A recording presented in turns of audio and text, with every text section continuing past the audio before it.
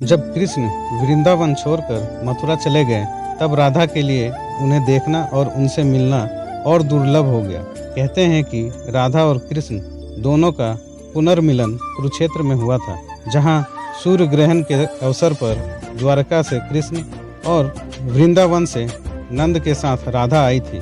राधा सिर्फ कृष्ण को देखने और उनसे मिलने ही नंद के साथ गई थी, जिसका जिक्र पुराणों में मिलता है। इसके बाद राधा और श्री कृष्ण की अंतिम मुलाकात द्वारिका में हुई थी। सारे कर्तव्यों से मुक्त होने के बाद राधा आखिरी बार अपने प्रियतम कृष्ण से मिलने गई।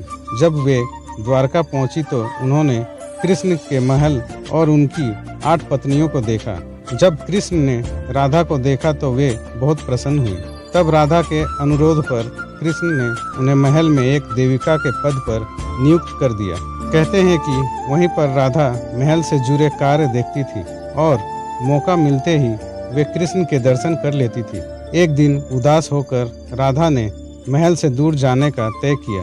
कहते हैं कि राधा एक जंगल के गांव में रहने लगी। धीरे धीरे समय बीता और राधा बिल्कुल अकेली और कमजोर हो गई। जब राधा का अंतिम समय आया, उस वक्त उन्हें भगवान श्री कृष्ण की याद सताने लगी।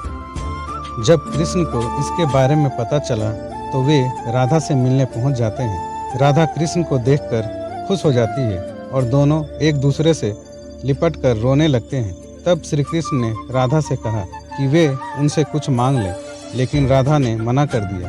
कृष्ण के दोबारा अनुरोध करने पर राधा ने कहा कि वे आखिरी बार उन्हें बांसुरी बजाते देखना और सुनना चाहती है। श्री कृष्ण ने बांसुरी ली और बेहद सुरीली धुन में बजाने लगे। श्री कृष्ण ने दिन रात बांसुरी बजाई। बांसुरी की धुन सुनते सुनते राधा ने अपने शरीर का त्याग कर दिया। कृष्ण ने फिर उसके बाद कभी बांसुरी नहीं बजाई।